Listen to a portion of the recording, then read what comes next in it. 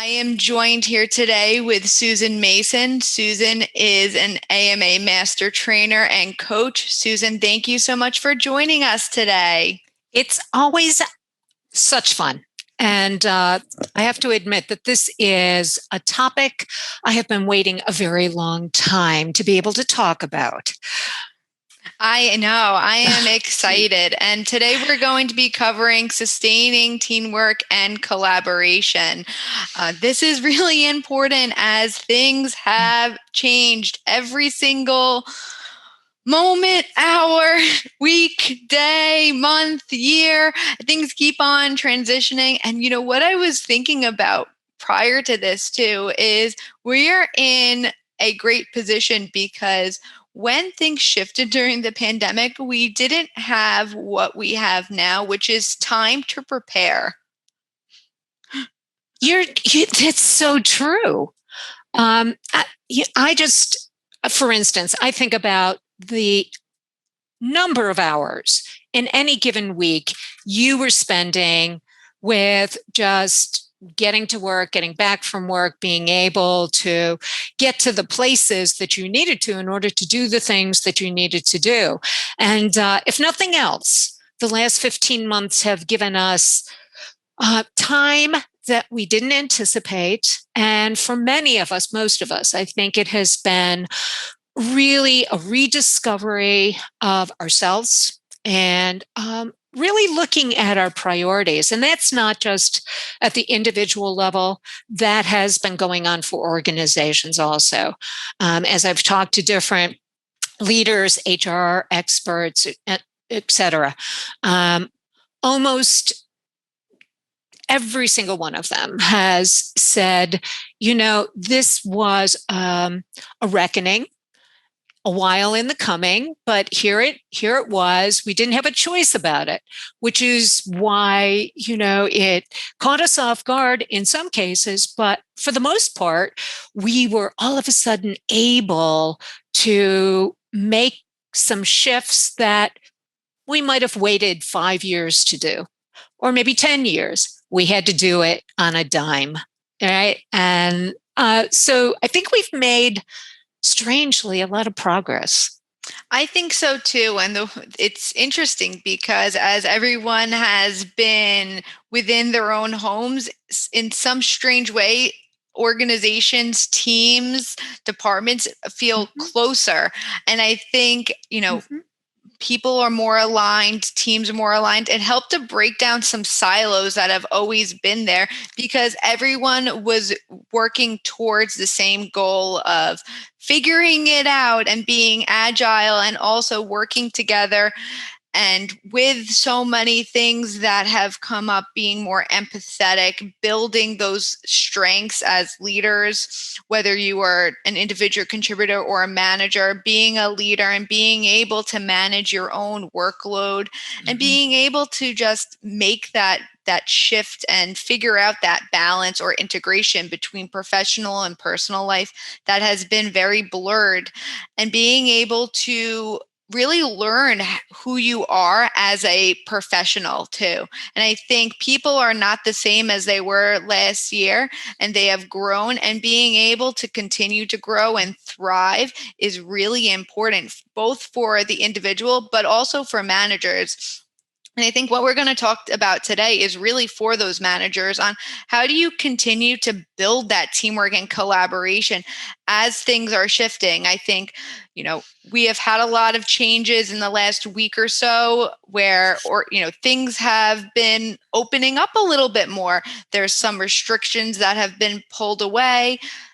People may be starting to go back into the office a little bit more. Some of them may be going in full time. I think a lot of them are going to be in a hybrid situation where some of them are going in some days of the week, some of them are not. Some people are going to be fully remote, some people are not, based on their role. And how do you sustain that teamwork, collaboration, and most importantly, that engagement?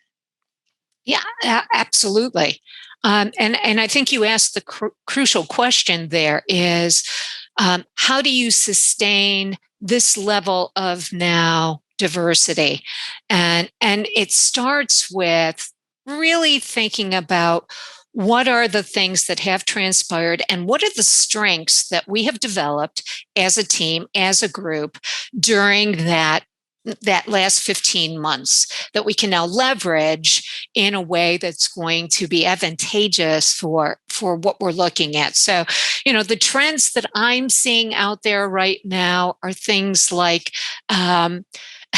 leaders and managers who have, through either choice or they had to do it, become far more adaptable.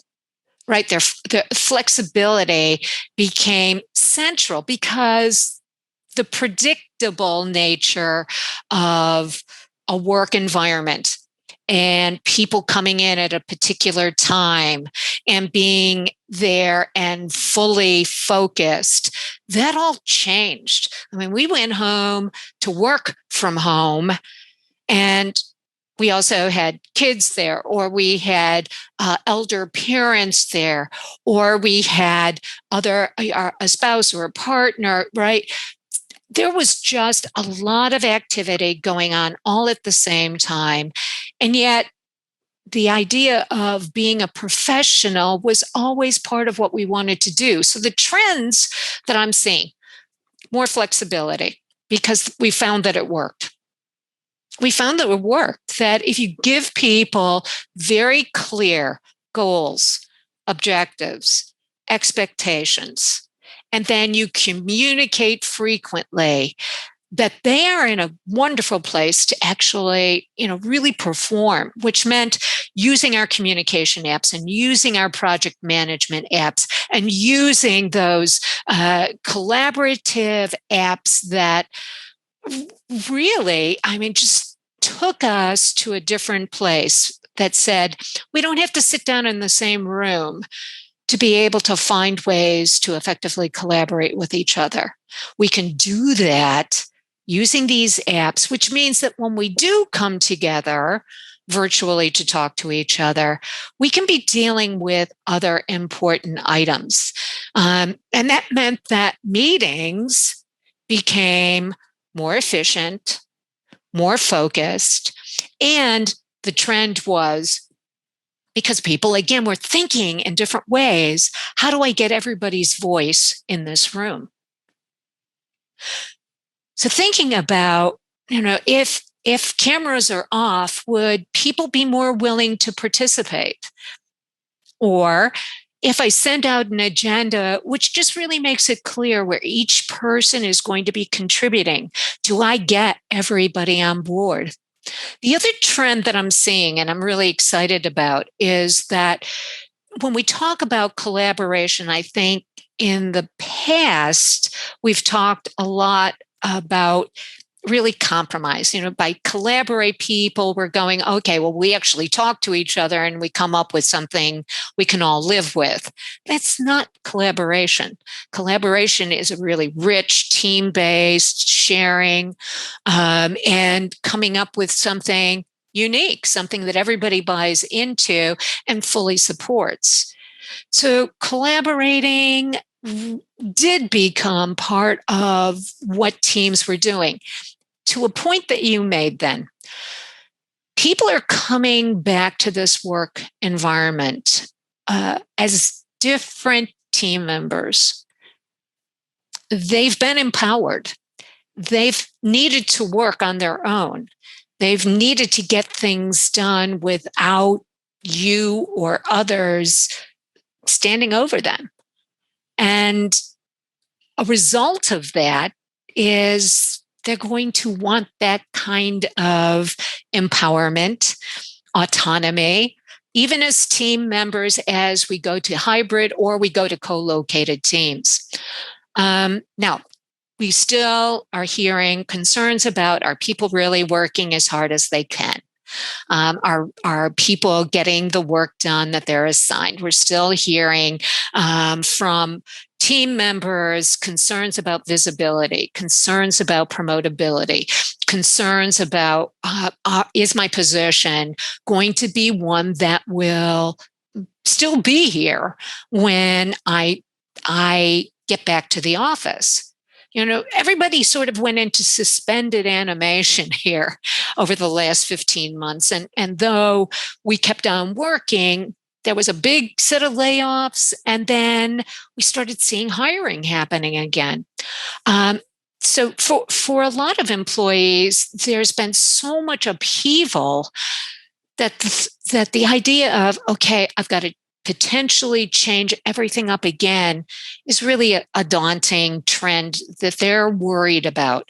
And anything that we can do as managers, as leaders, as persons who are responsible for executing our mission and vision and goals, anything we can do that's going to be empathetic is going to make a difference in keeping our best people in place. That's a great point. And I think to what you said earlier, there has been a lot of change within organizations and teams and on a whole global level too. Yeah. And what organizations and teams and individuals, managers, leaders, anyone is going to have to deal with another change. So what can organizations do? What can managers do to help make that more seamless and seem to ease some of the tension too and resistance? The general the general advice that I have, and that I'm hearing out there in the work environments, is that we have to have adult to adult business conversations. That doesn't mean that they lack empathy. That does not mean that they aren't really pointing at the realities of the business environment. But we have to once again talk about where we have been, where we are now, and what that means in terms of re-engaging, talking to each other, really listening to each other, and then moving forward. Let's remember that the magic bullet for success was not being co-located. We found that out. In fact, we found that a lot of our success had to do with really giving people very clear ideas about the goals, the vision, and the expectations, and then communicating. And within that, I'm not just saying talk. I'm talking about listen. So as we return, as we begin to recover, that's going to be the best tool that any leader and manager has, is the idea that we need to continue to communicate regularly, frequently. We need to do it in a way in which everybody, again, has a voice, because that's what they've gotten used to. That's a great point. And it's just interesting that nothing has changed in terms of what is important to have a successful team and have engagement. Communication has always been there. The tenets of having open communication, listening, being empathetic, these are not new things. This is not groundbreaking information. It's being able to pivot to the situation using the tools in your toolbox and being able to really resonate with who you're communicating with to really meet their needs. And of course, the extra layer that we all like to put onto this is that people are different. People have different preferences. People have different styles, and taking the time to understand those differences and those styles and flexing to them, which we talk about a lot in our classes, is really important. One person is not going to want to get on video to have a quick conversation the same way that another person wants. Someone may prefer email just to get a quick answer. Some people like having someone on video all the time. Understanding the preferences and boundaries and finding a balance is what I've seen as being really important during this time, to make sure that you have a collaborative environment, that everyone feels comfortable and that they're included and that they belong, because it's understood that their preferences are being seen and heard. Amen. So something that you said that I want to really emphasize is the question of how has collaboration changed? Collaboration as a concept is, as I said earlier, really now being embraced. Why? Because as we had to go to remote locations to actually be team members, we found that teaming wasn't about being always co-located. It was about these processes of collaboration that actually were the important part. So communicating, flexing to each other's styles, understanding the process, empowering each other, accommodating differences, really honing in on these are the things that I need to do with you and with you and with you in order for us to get work done. Now, some tools in the toolbox helped us do that. There's plenty of software out there where we can brainstorm and we can plan and we can track what's going on and we can share our documents and all of that. The big thing that I would say has changed in collaboration is that it's a conscious process now, or it needs to be for managers and leaders.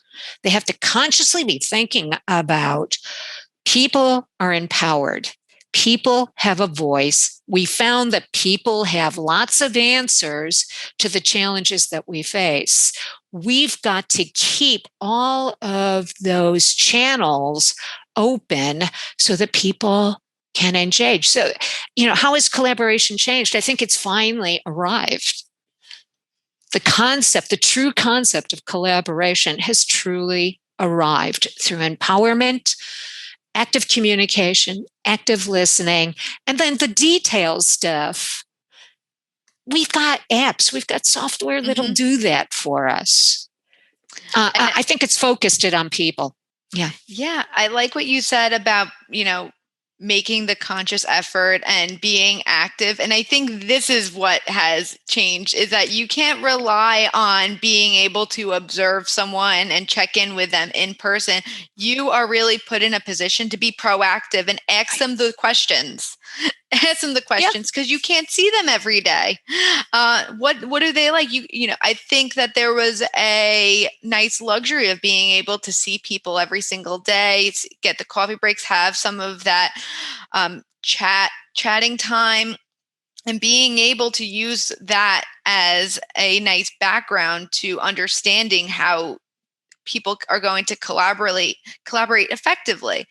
But being able to ask the questions, listen, figure out what works for your team, what apps work, what tools, what kind of technology is really going to, that's really what's going to make the difference, is taking the time to see what works and what's going to work for other people as well.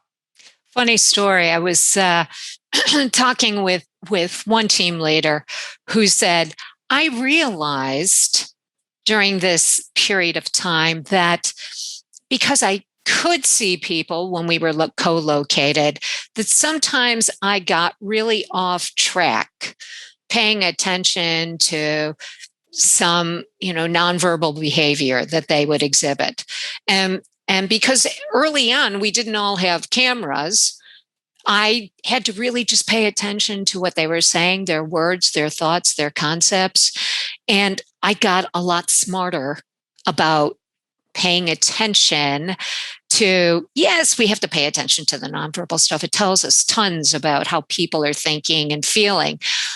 But sometimes it can be a distraction. Mm-hmm. And this person had discovered, wow, I was letting myself get distracted and not always getting ideas from my team members. Interesting perspective. It is. It's very interesting how, people have to shift the way that they think and manage and be able to rely on different forms and modes of communication and understanding individuals at a whole different level. And these are things that we've always recommended, but now there's almost no other choice. And continuing that and continuing how to understand people, see what works, and asking those questions and really working with them is going to continue to be important as we continue these shifts, because we want to keep people engaged. That is something that every manager is going to really be needing and responsible for, is to keep their team engaged amidst the change that's going to happen. Yes, and really seeing change as a not just a, hey, put it on a piece of paper and distribute it, or on a screen and distribute it. It is that socio-emotional kind of process, and focusing on the fact that it's, people who make the change, not the piece of paper or not the plan on the screen. It's people. So, what is it, leader, that worked while you were separated and may continue to be separated physically, but worked in terms of getting things done, getting to the result, getting whatever the charge was to the team, achieving that? That is going to be, I think that a lot of the tools that we've learned over the past year are going to be well applied as we move into this next phase. And I love this question. How can we plan recovery with collaboration and teamwork in mind? We start with people, right? So we start with understanding that. Just think about it. In the last 15 months, on a Friday afternoon, you were told you were going to move home to work. And we didn't know how long. And we didn't know how exactly we were going to do it. And we know your kids are going to be there and all the other chaos. And yes, you can't go out. And yes, right? Everything that was predictable went away. Right. So we had that first phase. Then we had okay, let's try to settle in here. And I remember vividly those first couple of months. It was about figuring out process, but it was also figuring out, how do we support people who now are in these incredible working conditions? Right? How do we as leaders and managers say, you know what, the work is important, but we got to care about you first? And to see that happen, right, was critical. Organizations who put people first, along with working in a flexible, adaptable way toward achieving a result, benefited over the last 15 months. And guess what? Will continue to benefit because they invested in people. More than, I wish I had kept track of how many times over the last year when I was doing an online remote training event. And I would often start with a question like, well, okay, so what's something you're grateful about? There's lots of things that we can feel challenged by, but what's something you're grateful about? And people would say, I am grateful that I work for this company who has given me the tools to continue to work. And right now, not every company was in that place. Not every company was able to do the same levels of support, but it wasn't about just the tools that you gave me in terms of the apps and software. It was first and foremost the empathy, that you listened, you asked, you were concerned about, what's going on for me, as well as how's the work coming along. And that has got to continue now, right? As we head back into whether you're now going to be permanently co-located, or, and I say permanently loosely, or are you going to be in a hybrid team where 3 days a week you're working from home, 2 days a week you're in an office setting where you're sharing a desk with someone else or 5 other people, or whatever the circumstances might be, or are you going to be permanently remote? I mean, there's lots of different structures that may begin to come in place. So another, how can we recover from the collaboration or with collaboration and teamwork? The other piece of advice that I really want to offer is be transparent. You've got to talk, you've got to have that business conversation again that is understanding of people, but is also outlining here's why we're here, here's how we're moving forward, clarity around positions and how they're being viewed and how they're going to be reviewed. Really being sensitive to what that's going to mean as far as people's insecurities. Well, if I'm working part of the time from home and part of the time in the office, will I get the same visibility that people who are there all the time? What if I'm full-time remote and 3 other members of my team aren't? They're co-located. All of those questions. And it's really get it down on the ground. What are you worried about? That's got to be a really potent question that every leader and manager of a team who wants to have authentic collaboration has to be dealing with. So awareness, and also, I don't know that we ever can walk away from now being sensitive to people's mental health, emotional health, as well as physical health. Those are all items that we have seen vividly present themselves over the last 15, 16 months. And they are part and parcel of what our responsibility will be moving forward. We can't just disregard that someone is concerned. Their concern, their stress, their frustration, that's all real for them. So what can we do to understand it? And that's where the empathy really, really comes through. Being acutely aware of and addressing employee satisfaction. What are the things that people will tell you will make them feel like this is something I want to be part of? It's always about getting feedback. It's always about feeling like you're in on things more so than ever before, being in on things.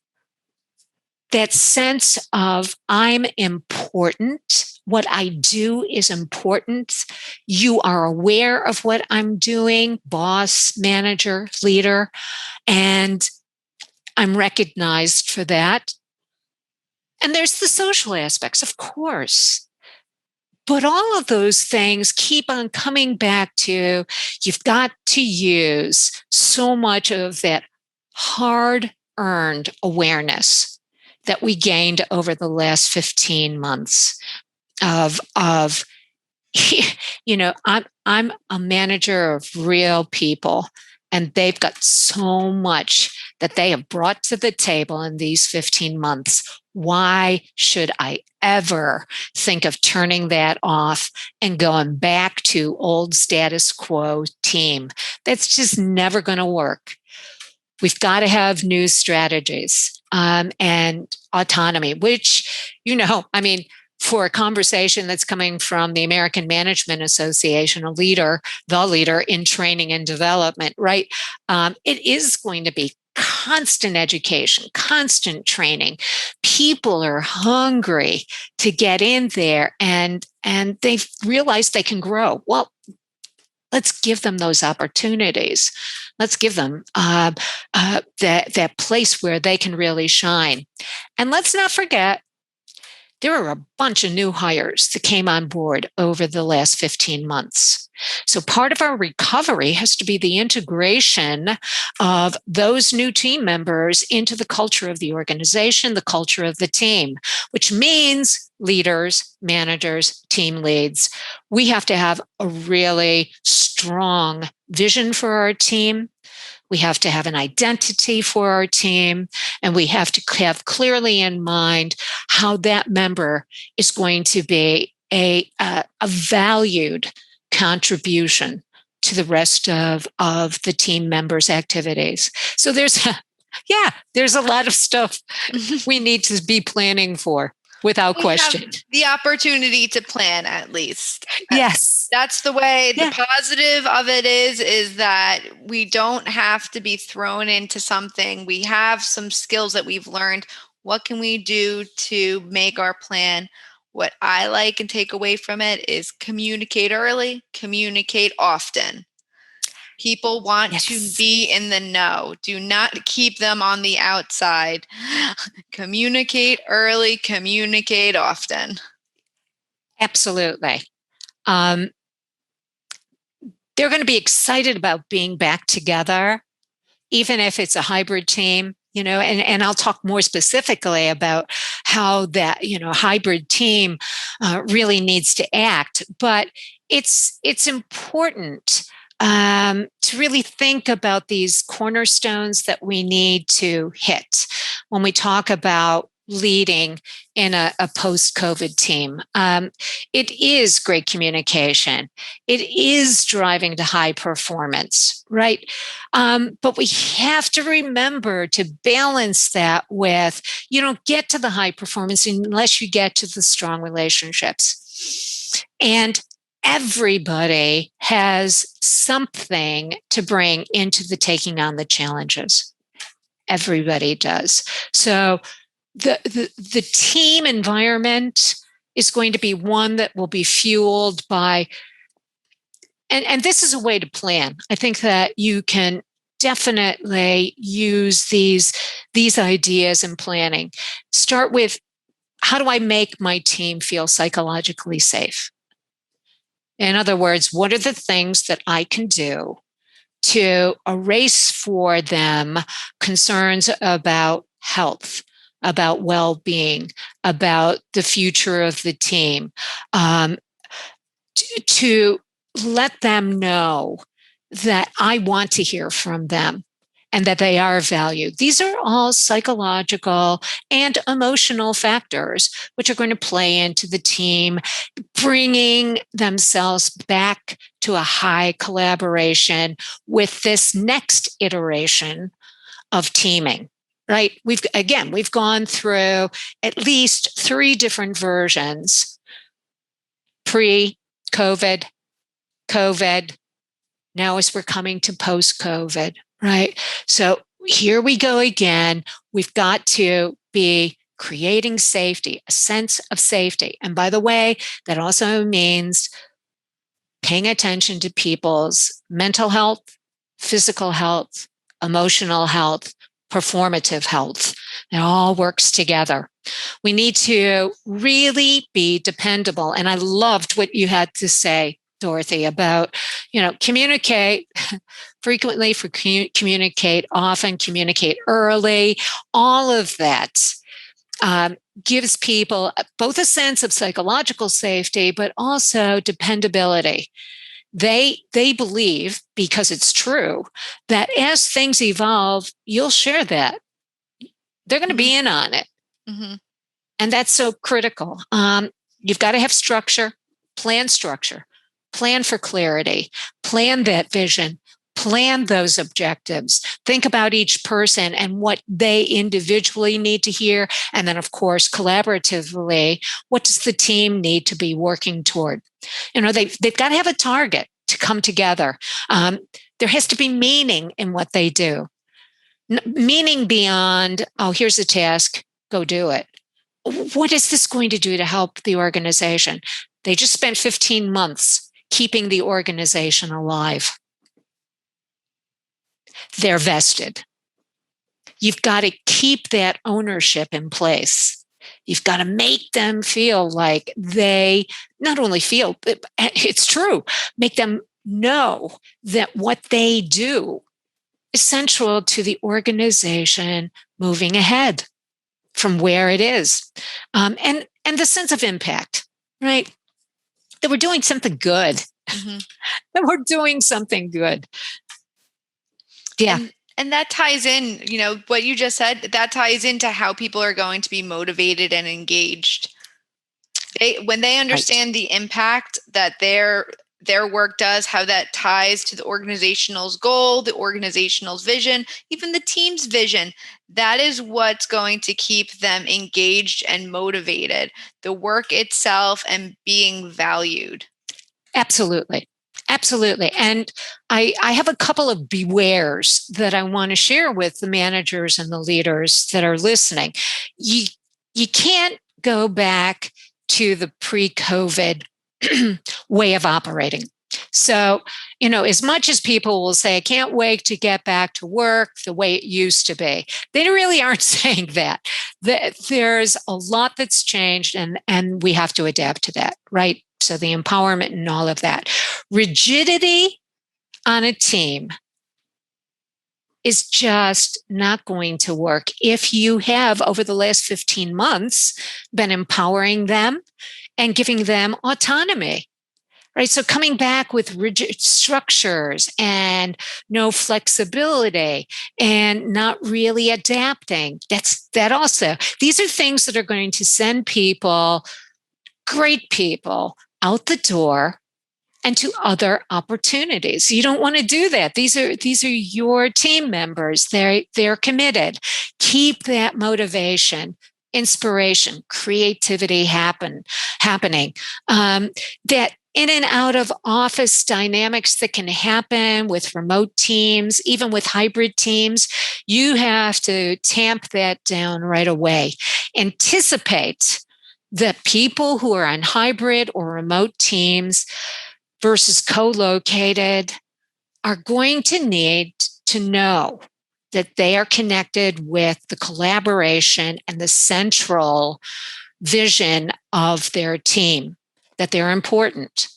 It's the single most, what do I call it, dangerous threat to a really high-performing team is the sense of, I don't really feel like a member. Mm-hmm. And that will be a real downside. And hey, listen, we all got used to using lots of technology over the last 15 months. We need to continue to use technology, but it can't take the place of talk, real human interaction. And so anything that you've done and can do to really connect with people, even if it's through using technology, that's got to continue. That absolutely has to continue. If you don't, again, people are going to sign off. Mm-hmm. Oh, great points. Yeah. So let's talk about, because we have had a lot of shifts with hybrid teams, and what you mentioned before, I think a lot of challenges that managers had when maybe they had one team in the office and then there was one or two members of the team that were remote and virtual, is that challenge of making them feel included, that they belong, that they're a part of the team. And that's a big piece of managing the hybrid scenario, where I think a lot of organizations and teams are going to fall. Some of them are going to all go back to the office, some of them are going to go all remote, but I think there's going to be a mix of hybrid teams for the most part. And from my research, it seems like it's what a lot of people prefer also. Wow, there's so many wins in there, right? Hybrid teams mean that you've got people who are spending less time in transit to this place and that place. That means that maybe we've got a better environment just to live in, because we've got less pollution that's involved in that. That can be one win. People are less tired. People report to me all the time. One of the things that I'm hoping will happen on my hybrid team is that my leader and myself and my teammates can decide on what are the projects we can best do, because we've got extended periods of time working in a home office, home environment where we can really concentrate, versus the kind of work we do when we're together or when we're in a brick and mortar environment.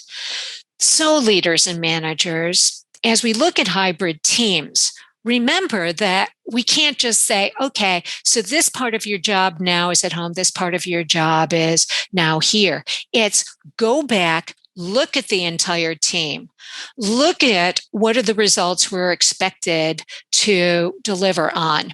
What are the things that have to go into that? And how do we distribute that in a way that's going to make sense for people, play to their strengths, allow them to do their very best, and recognize that this hybrid team environment is one that fits the needs, right? Fits with the results that we're moving towards. Sometimes I think we get a little bit out of sync with ourselves. We say, we've got a hybrid team, and people will do their work as always, but in this new format. Man, I'm telling you, now is a great time to be sitting there and going, we've had to reconceive of how work occurs. We can do it again, thinking in terms of this hybrid advantage, right? The hybrid advantage, which is, I mean, again, if we pay attention to those danger signs that I just talked about, I think that people will find more work-life balance.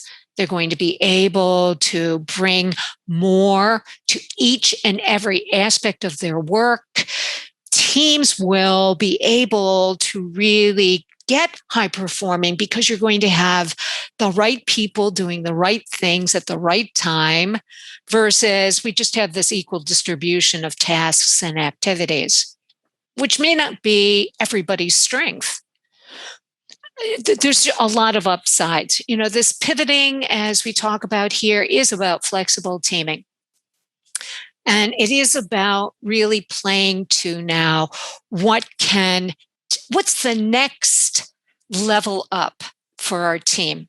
And I think that next level up is the empowerment, the sense of autonomy, the sense of contribution, the sense of being able to really get creative, and the sense of I can bring my very best every day because in a certain way, my job is customized to what I can bring to the team. I just see this as a huge opportunity. And it's a reality. Let's grab onto that and really move it forward. Again, with some planning. We've got some time, a small window of time here. Let's do some planning and see where we can go. Lots of socioeconomic opportunity here, both for the culture of the organization and also for the viability of the organization, whatever kind of organization you're in. That's a great point. So I like talking about the hybrid scenario, how we can really embrace it and drive it. I love the idea of being able to plan and really focus on what work needs to get done, who is the best for that work, and using any time that the team is together in person to your advantage as a manager and leader, and making sure that you're using that time to really get the work done that is most impactful when we're in person, and making sure that we're giving the work to the people who want to build and develop themselves and really build to those strengths. Absolutely. So how can we be successful in sustaining this within the hybrid environment, collaboration and teamwork?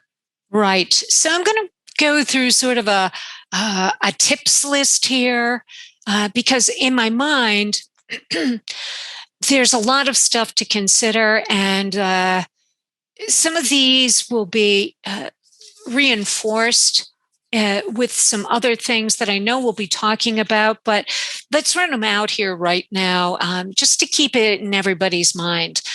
Again, a team. A team needs to have a direction. So leaders, have a really clear vision for your team.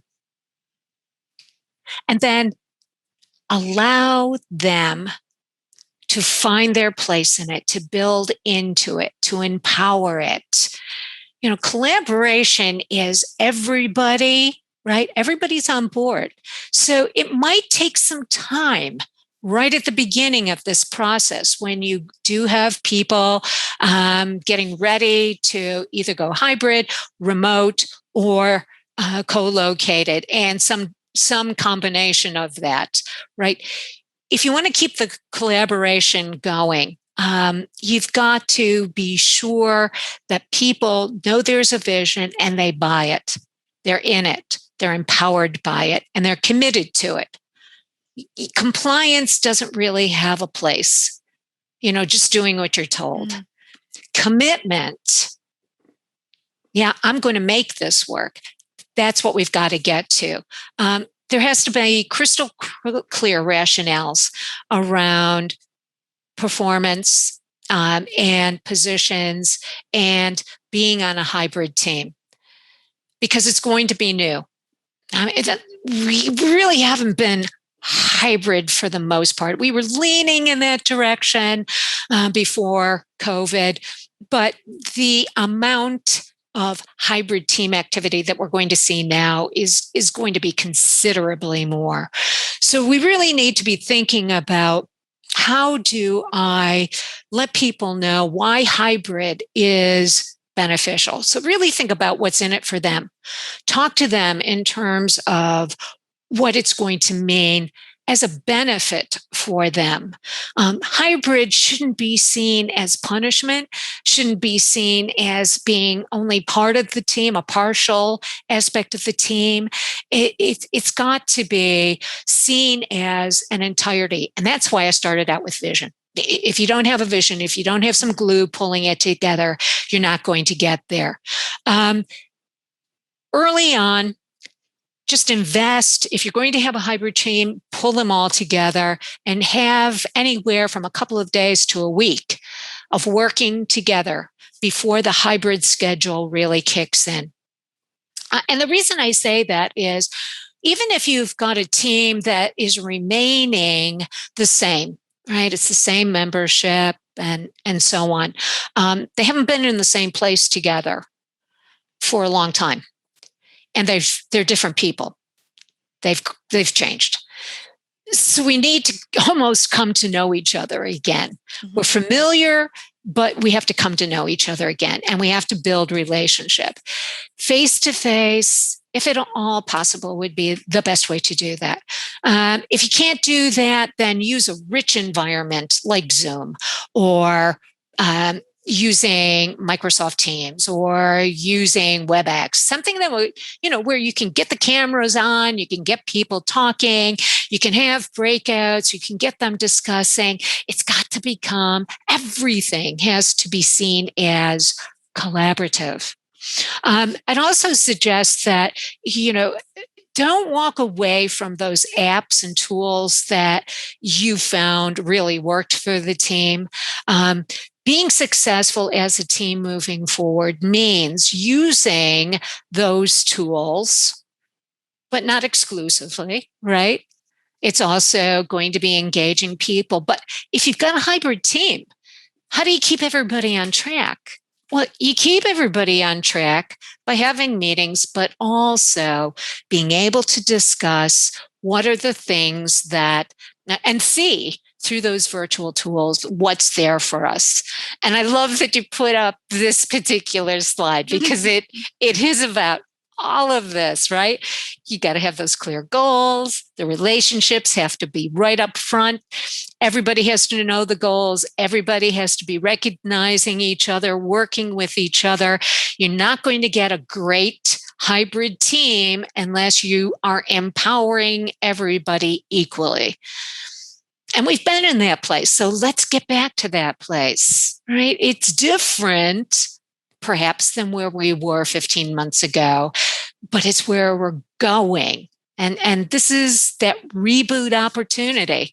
This is a once in a lifetime, perhaps, opportunity to really evolve your process. Agile, right? So if again, there's anything we've learned, it's to adapt. and be ready for change. So we have to flex and we have to collaborate. And that means the dynamics of change and bringing people into it, not telling them, but into it, is going to be your job, manager, leader, which takes us back to the communication and really listening to what people need. And then, you're not going to get any of these, the goals, the relationship, empowerment. You don't get there without trust. So trust is your single most important quality in the team. They have to believe each other. They have to see each other as credible. They have to see you as credible. They have to learn that risk is associated with trusting each other. And you're going to be asking them to do a lot of risk taking. So take care of trust building by doing what you say you're going to do, by having frequent communication, by addressing needs, by creating clear expectations. All of those things will really get you to achieving results and a great team. I love this great teams model. We have it in a few of our AMA courses, leading virtual teams, managing hybrid teams. It's such a great tool to remember what is important when we are looking at teams. And these are all things that I have seen individuals and organizations come to AMA for too. How do I set goals? Building relationships. Trust, it has been so important, building that trust. And we've talked about this in the last hour or so. This is just such a great tool to use to think about how you can structure and plan for a collaborative team. Absolutely. So, Susan, we are getting at the end of our time. So I'm going to speed up things, and we have some great things that I want to use as takeaways for the group. We have a little less than 10 minutes left. So great. Human relationships in co-located and hybrid teams. We talked about people first. So what are some great tips that you can share with the audience today? Yeah. So, and a lot of them we've captured for you here on this slide. And it's a re-emphasis of a number of the things that we've talked about. Never make assumptions, right? So I assume that they won't like this idea. How do you know? Have you asked? So again, we're going back to really connect, communicate, and do it daily. Feedback. Establish rules of engagement. All right. So how are we going to run our meetings? How are we going to get things done? What tools will we be using? What are your preferences in terms of how we go about sharing our information using this broad array of channels of interaction that we now have, whether it's video conferencing, conference calling, or face-to-face? The trust, of course. And that works with the personal level. We need to be practical, right? And that means getting to people as they're doing things. So our follow-up, our directions, our interactions need to be practically oriented towards what people need in the moment. They're going to need those resources to be effective. Communicate. Obviously, that feedback, the recognition that we've talked about, thank you. I appreciate the work you did on this. This is really good because you did X here. That kind of specific recognition is what people want. And obviously, relationships, both with the individuals, but with the team, and make that all happen for the team. Hi, everybody. I'm Marilyn Deborah, and I'm a facilitator at the Canadian Management Center, and I'll be taking us through to the end of the day. The biggest threat to high-performing teams is the feeling that someone has that they are not a part of the team. So to drive high performance in hybrid teams, here are some suggestions. Conduct quarterly reviews. Meet with them on an ongoing basis, meet with your team, but also every 3 months, have a check-in and see how things are going. What's working, what's not working, what can we keep doing, what can we be doing differently?